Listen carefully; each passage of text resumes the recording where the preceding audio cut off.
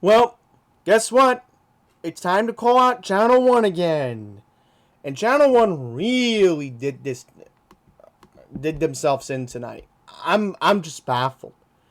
I am really, really disgusted with them tonight. I'm at a loss of words. I really, really am, because guess what they let off the 10 p.m. newscast with? Take a good guess. Yep. Look on the homepage. Ghost guns. I mean, it's so obvious what this TV station is gearing to. So, this is the right one. Yeah. This is what they let off the 10 p.m. newscast with tonight. Look at this. You honestly think that this is acceptable? I mean, shame on this TV station. You know, they're so full of it. This is basically like a late night political TV talk show. And why the hell is Dan Rivoli talking about ghost guns? You know, he's a transit reporter. Why the hell does he get to lead off the 10 p.m. newscast? I mean, you want to see the blatant proof of how bad the broadcast was tonight? I mean, look at this. Here's Eric Adams. They had a separate 2-minute video. I mean, I'm just fast forwarding and putting it on mute, because if I put the volume up, then, you know, I'm going to get claimed for copyright. There's going to be a DMCA filed against me. And, you know, I don't really want that. Okay, so guess what? We had to wait until 8 minutes into the broadcast for any meaningful news tonight. Yeah, 8 minutes. You're seeing this correctly. 8 minutes into the broadcast. I mean, you honestly think this is acceptable? I mean, don't get me wrong. I mean, Long Island is not... Yeah, okay, I will admit. News 12 out in Long Island is a different story in a nutshell, but... Okay, I don't even know what happened in, Staten Island, but there was a shooting at a bodega in Staten Island, so now we're going to have to research that and see if we can find anything at the end of this video, because I'm just disgusted. I really, really am. And of course, guess what they come out of right after the commercial break? You guessed it, abortion! I mean, it's so obvious what this TV station has become. Swift reaction coming in tonight. I mean, you really cannot make this stuff up. This is literally right after the commercial break. Oh, by the way, guess what? Louis Dudley has been found. They moved him to the 9 p.m. newscast. Right after Inside City Hall with Dale Lewis. I mean, their programming at Channel 1 is such a joke. And even gets worse on the weekends when, I think last Sunday night when I was watching at like 9:30, I mean, they were showing a Broadway show. They're supposed to be news 24/7. No.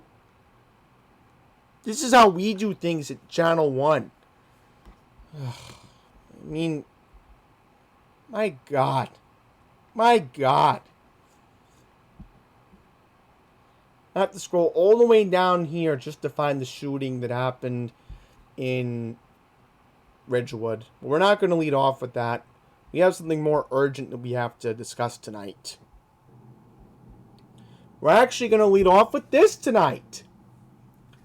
Suspect in custody for the Jamaica hit-and-run fatality. There was a confirmed arrest.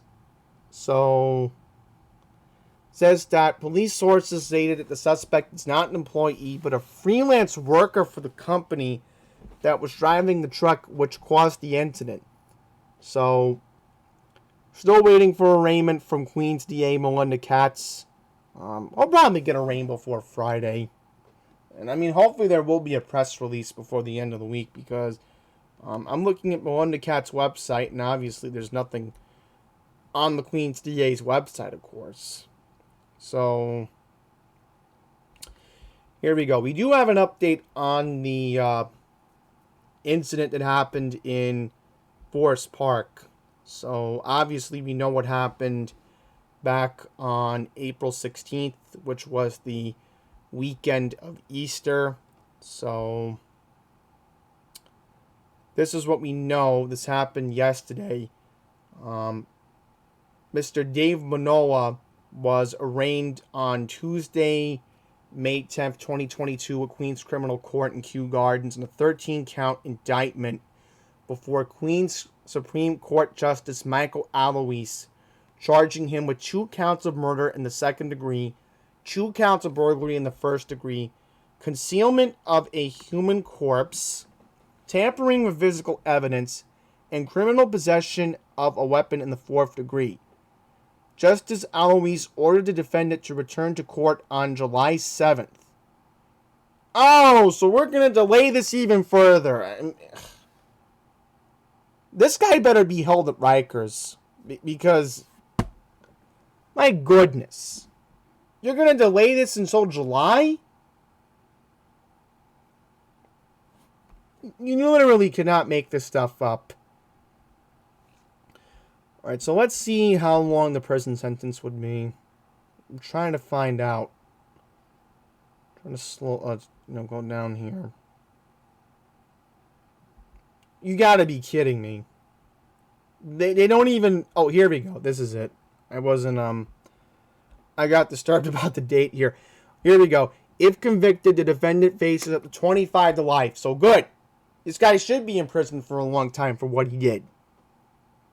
No question. No question. So, I want to reorganize this. We do have other stuff we got to talk about in Queens today. Let's see if we can find what happened. Yeah, we'll get to the shooting in a bit. Here we go.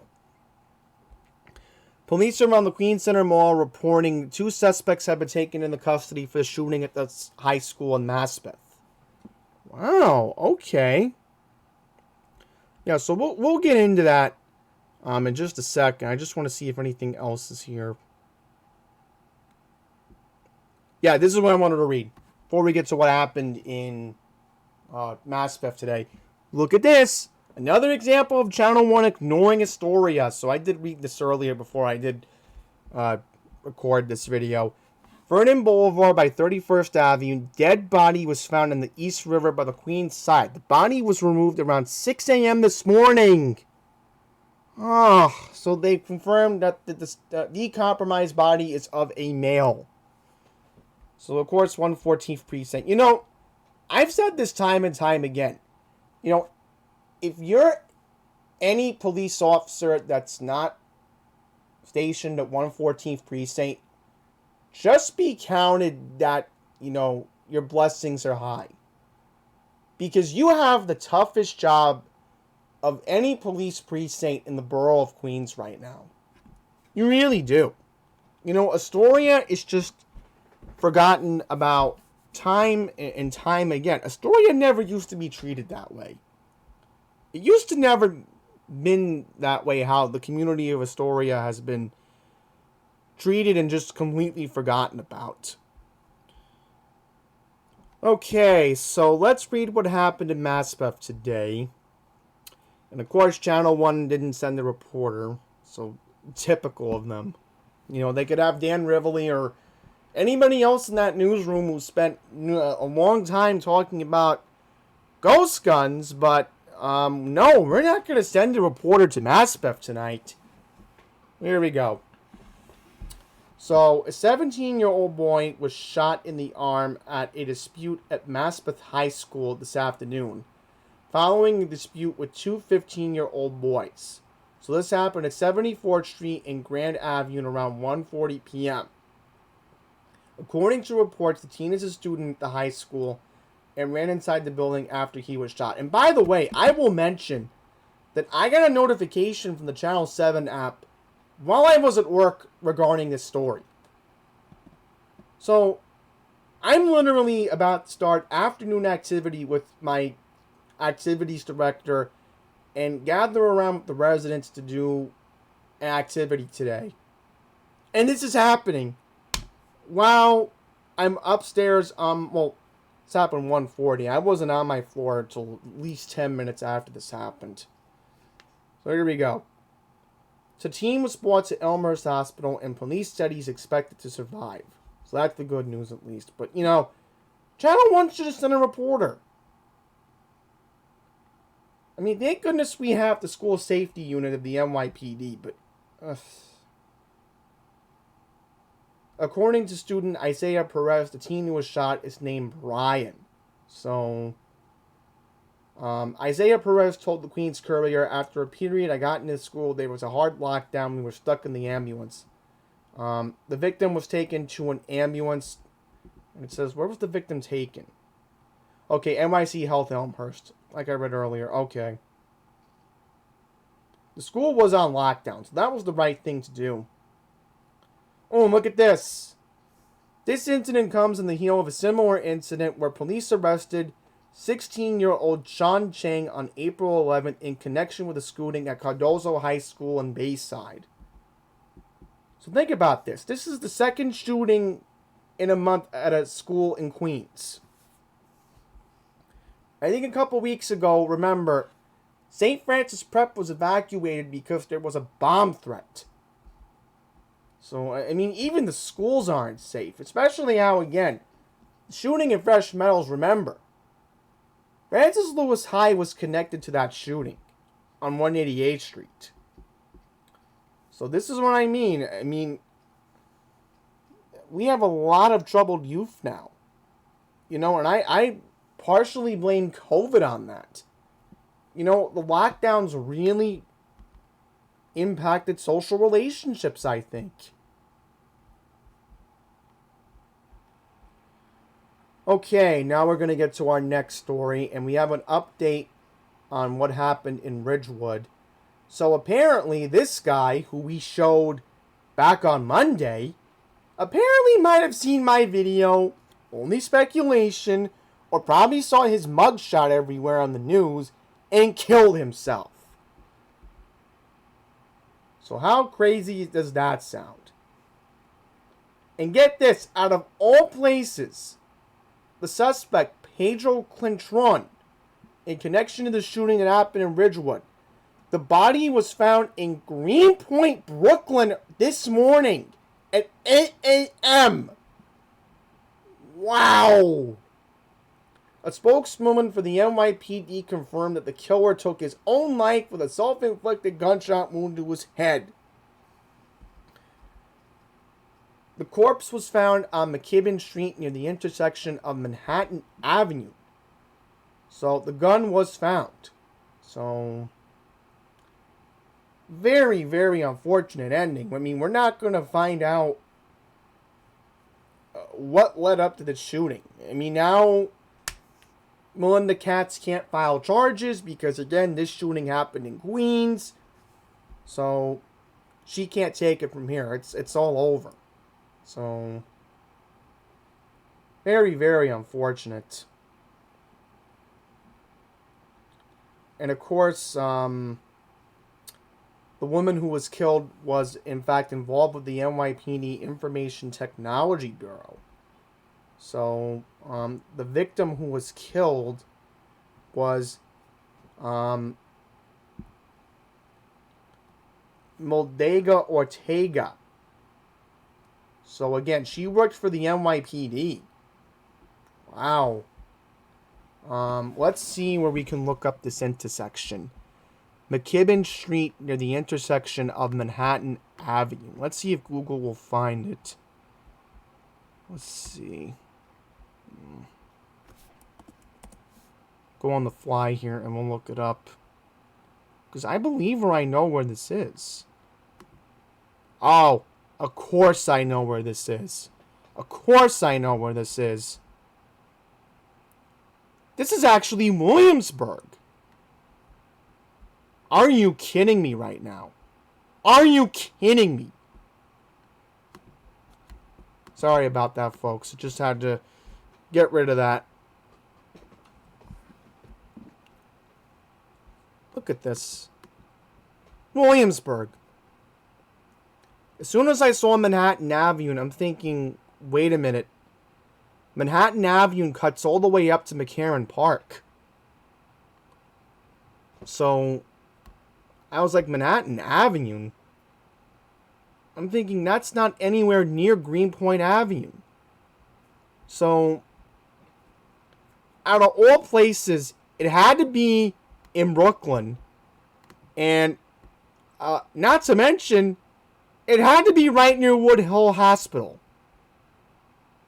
Out of all places. Alright. Now we go on to the Boogie Down Bronx. What's going on in the Bronx, you may be wondering? Well, there was a shooting at Molly Park in the concourse section of the Bronx at around 6:45 p.m. this evening. 22-year-old man was shot twice in the back of the head. The victim was taken to NYC Health Lincoln Hospital where he's undergoing surgery. So, no arrests have been made. There you go. I mean, there's barely any information about this shooting. Before we get into the fire that happened in the Bronx, Channel 1 completely blew this story off. So if you haven't seen it, a woman was arrested for selling mangoes at the Broadway Junction subway station back in April. So here we go. Let's watch this video from Channel 12, The Bronx, because I don't know why I could find this on the Bronx website, but apparently I found it here. So interesting enough.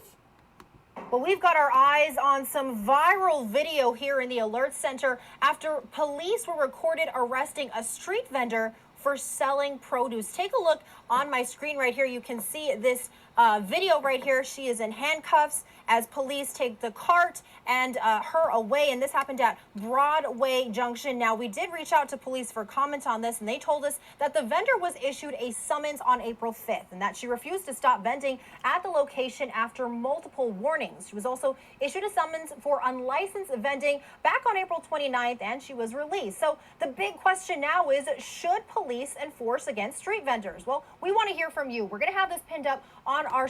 Oh, and trust me, we're going to call out Eric Adams at the end of this video because there's two reasons why I have to call him out tonight. So, we have a lot to talk about in the Bronx as well because, get this, Channel 1 also blew this off. NYPD officer injured in a shooting. The NYPD officer is at home recovering. See, Channel 1 blew this one off too. To his arm after being shot during a gunfight with an armed suspect in Claremont. Police now saying that suspect, who was shot in the head and later died, was a career criminal. News 12's Carmen Grant is live at the scene where an active investigation continues at this hour. Carmen. Dan, the gunfight between that armed suspect who has been identified as 25-year-old Ramik Smith. See, this is what I mean. Why is Channel 12 up in the Bronx sending a reporter, but yet Channel 1, who was supposed to cover all 5 boroughs, is not even covering this? And 2 uniformed officers played out on this Bronx street here at Bathgate and Claremont Parkway. This afternoon, Officer Dennis Vargas is recovering from his injuries. The NYPD says he's lucky to be alive after this police-involved shooting. Now, Officer Vargas was greeted by applause and cheers by his fellow officers as he walked out of this hospital earlier this morning. The NYPD says Vargas and his partner approached Ramik Smith while he was standing near 3rd Avenue and Claremont Parkway. Cops say Smith immediately took off running. The officers then chased after him. We're told the foot pursuit continued on Bathgate Avenue for close to a block and a half. Police say Smith then turned around, firing 2 shots at the officers. One of those bullets struck Officer Vargas in the left arm. Officers then fired back, striking Smith in the head. He was transported to St. Barnabas Hospital, where he later died. Police recovered a 9mm Glock at the scene. They say Smith has an extensive criminal history. You know, come to think of it, I think Channel 1 had this on their homepage, if I'm correct. Let's see. Did they? I thought they did, but I guess not. Then I saw a picture of the gun. I thought that was the same gun, but I guess not. There you go. I mean, another story Channel 1 completely blew off. So the reason why Channel 1 was not called out last night was because they actually let off the 10 p.m. newscast with this. There was a 4-alarm fire reported in the Bronx. So let's actually watch the Channel 7 video, because Channel 1 apparently doesn't have a video on their website about this. The life of a grandmother. 72-year-old Betty Lee, her family telling us tonight she was unable to leave her bed, trapping her inside as the flames consumed the building. That fire breaking out this morning in an apartment building in Fordham Heights, just blocks from where 17 people died in that horrific fire last January. Eyewitness News reporter Marcus Solis live at the scene with the latest. Marcus. Well, Bill and Sade, those winds that you were just talking about played a role in this fire as well. We spoke with the grandson of the woman who was killed in this fire. He says he barely had time to make it out. His grandmother, unfortunately, could not. And because these row houses are attached and because of those winds, the fire quickly spread to the adjoining building. Emotional moments after the fire was out. The daughter of the victim racked with grief, needing help just to stand up. It was just after 9 this morning when an intense fire engulfed a 2-family home on Valentine Avenue. I knew it was too hot to go outside my room, and I had to hop out through the back. And I was looking for anybody that was in there that I could try to save, but it was too hot. Kareem Parker lives in the apartment where the fire started. His grandmother, 72-year-old Betty Lee, could not make it out. She was found dead in a rear bedroom. So let's go back to Channel 12, the Bronx. And the reason why we're going back to them is because apparently we got an update that a smoking material might have been the reason why this fire happened. So, according to FDNY officials, they claimed that the fire was started due to careless discard of smoking materials and apparently a faulty smoke alarm. Okay, 6 people injured. 3 firefighters were reported suffered minor injuries. So, obviously, if I'm correct, let me figure out what time the 1075 was issued. Alright, so this happened around 9 a.m. So that's what I'm assuming the 1075 was sent out. Speaking of another fire, Tony DiNapoli's, the Upper East Side location, there was a kitchen fire. Yep. So, briefly want to mention that. And thankfully, there was nobody injured. I know Adam from Loud Labs was on the scene because I know I got the notification about the 1075 over the weekend. So, let's get into the last 2 stories I have for tonight. And, of course, this is from Staten Island. And, of course, Channel 1 also blows off Staten Island. And, in fact, everybody else somewhat blows off Staten Island as usual. Because, like my cousin Adam always says, Staten Island is the forgotten borough. Which doesn't really surprise me. And I tell him, well, Queens is certainly starting to become like that. But lately, maybe we're not. We just don't know. So, anyhow, there was a bodega incident in Staten Island where a mugger brutally beats and chokes the worker inside the bodega. So here we go. This happened on Victory Boulevard near Quebra Avenue in Tompkinsville section at 5 a.m. on Tuesday, May 11th, and approaches the 54-year-old worker working at the counter, cops said. The victim appeared to be adjusting the scratch-off tickets in a display case with a copy of the New York Post laying on the counter. Funny enough, we're actually reading an article from the New York Post. When the brute came up behind him and started grappling with him, the footage shows. So it says here, wow, this is very unfortunate. The bodega worker was knocked unconscious while being choked. $2,000 was stolen from the cash register before bolting, local police said in Staten Island. The victim came to his senses after a short time later and then called 911. You can put the fan back on. Sorry about that. My dad wanted to tell me something. Alright, so the bodega worker was taken to Richmond University Medical Center where he was treated for multiple cuts on his head and was listed in stable condition. So there's still an active search for the suspect. Last story in Staten Island. Man shot outside of his school for autistic students. Wow, that's very unfortunate. So when did this happen? Happened yesterday. Oh my god, are you kidding me? So this happened on Monday. Okay. Michael Evans was involved in a fight with two men when he was gunned down at 3:15 p.m. on Beach Street around Union Place in the Stapleton Heights section of Staten Island, near the entrance to Eden 2, a private school that caters to children and young adults with autism. Evans was blasted in the chest and was taken to Richmond University Medical Center where he was pronounced dead, police sources said. So, this is what I'm talking about, folks. They're not lying when they say that every precinct has seen an uptick in shootings, so here we go. Two men believed in their 20s took off in a gray sedan, possibly in a BMW. No arrests have been made, so of course Channel 1 blows this off. So, lastly, let's call out Mayor Hypocrite. So, what did he do this time? Well, apparently, he's upset that the suspect who was dead in the earlier incident that we talked about in the Bronx, that Channel 12 covered up there, he is upset because this guy has a prior rap sheet. So, I mean, this guy is so full of it. He says one thing and he doesn't mean the next. And then, look at this. I gotta show you, let's see if we can find it. This is it right here. Mayor Eric Adams signaled his support for the arrest.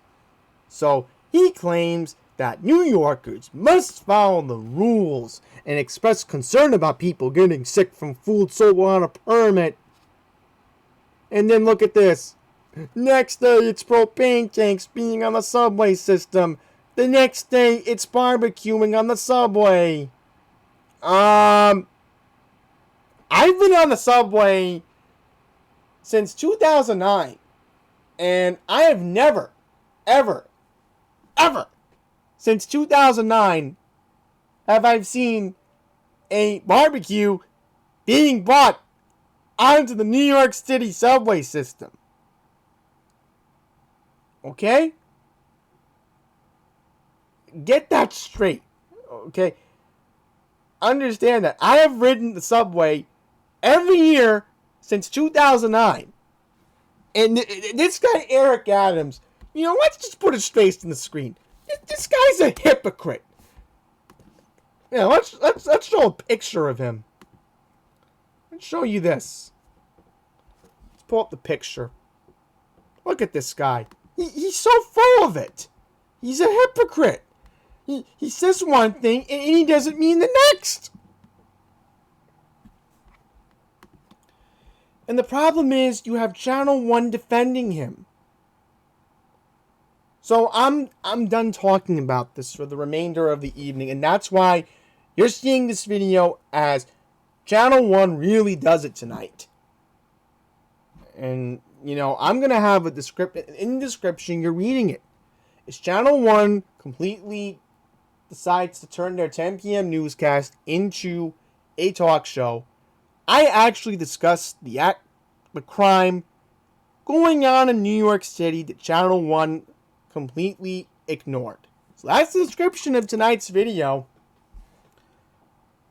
And now you see why I had to do this, because I'm just sick of how Spectrum thinks that they could just pull off their shenanigans. And I said I'm not going to be silent about what's going on at Channel 1. They need to be called out. And I'm going to keep doing it for as long as I can. And as you said, well, as I've said, because I'm sorry, I'm slurring my vocabulary tonight. That's how upset I am. I am not going to Delaware without a fight. You can't keep me silent, Spectrum. Good luck trying to do that. So that's it.